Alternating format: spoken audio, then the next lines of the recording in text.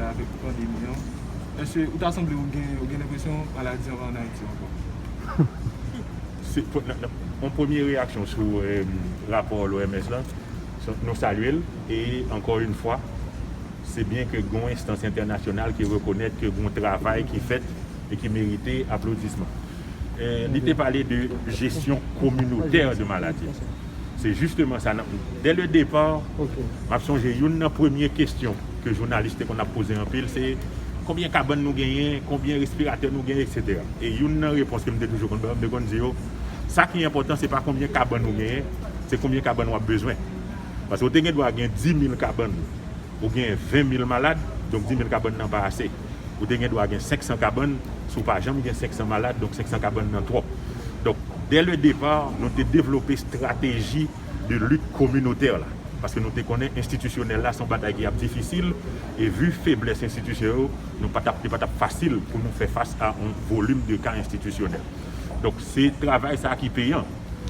Et le travail communautaire, là, c'est un travail qu'on est capable de facile. Par exemple, là où nous communauté pour faire passer son message, c'est changement comportement communautaire qui prend le bon résultat.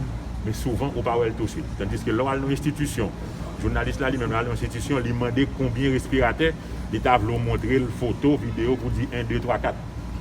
Il doit gagner un respirateur, mais si je n'ai pas jamais malade qui a besoin de respirateur, parce que dans la communauté, il y a un bon travail qui est fait, donc le respirateur, il n'est pas servi pour ça.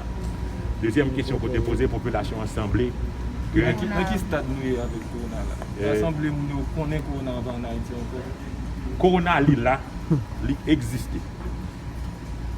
Heureusement pour nous en Haïti, nous n'avons pas gagné une forme qui est très, je dirais, létale, c'est-à-dire qui a de grosses complications.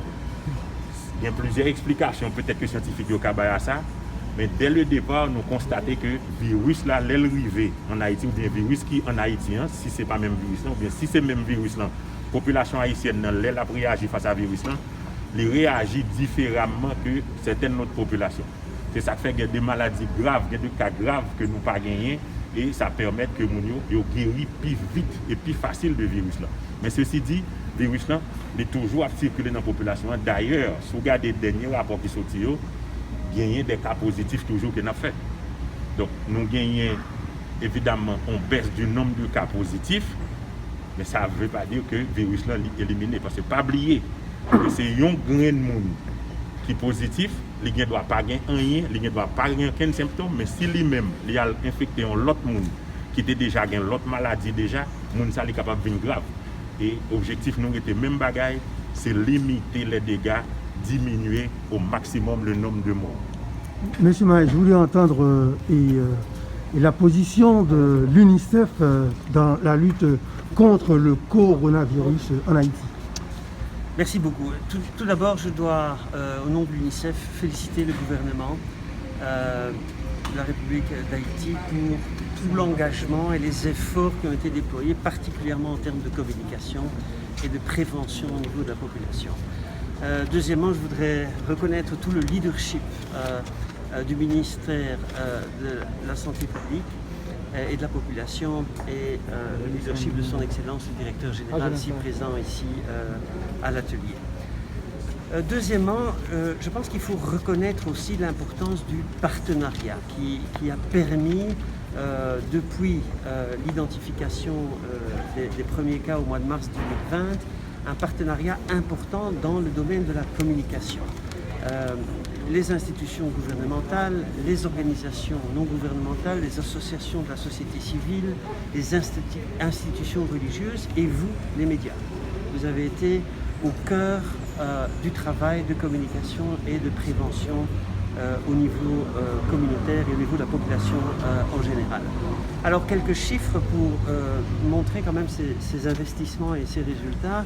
Vous avez près de 5 millions d'Haïtiens et d'Haïtiennes qui ont été directement sensibilisés et je fais allusion ici aux 10 000 points de lavage de mains, je fais ici allusion à plus de 10 000 volontaires, jeunes, agents de santé communautaire engagés au niveau des communautés qui ont contacté, qui ont été en contact et qui ont sensibilisé directement les communautés, que ce soit dans le monde rural ou en urbain.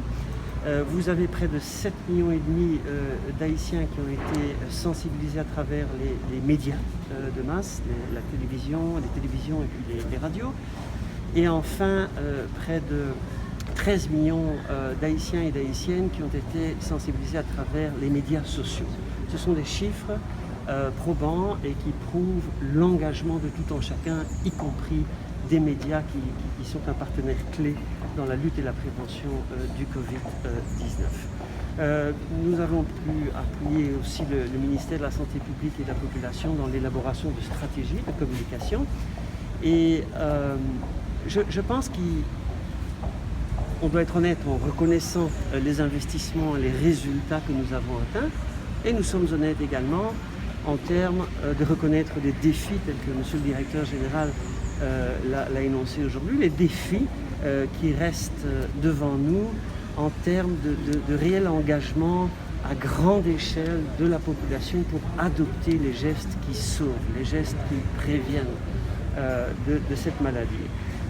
Donc cette stratégie de communication qui est revue aujourd'hui va nous permettre d'ajuster un petit peu le tir et de revigorer un peu l'engagement, la motivation et les façons de communiquer pour, maintenir une beaucoup plus grande vigilance à plus grande échelle de la population haïtienne et tout en reconnaissant aussi l'importance de tous les agents de santé dans ce travail à la ligne de front, et proche des communautés.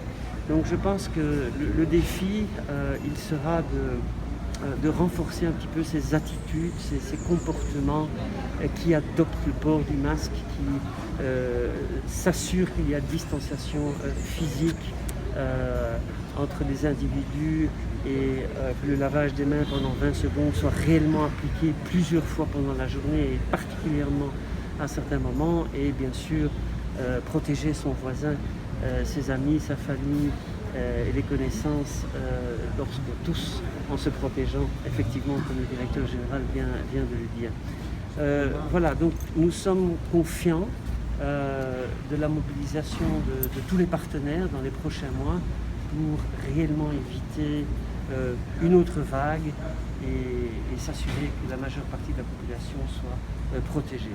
Un dernier mot peut-être, c'est les efforts qu'il faudra ensemble poursuivre pour veiller à ce que les taux de fréquentation des structures de santé restent importants.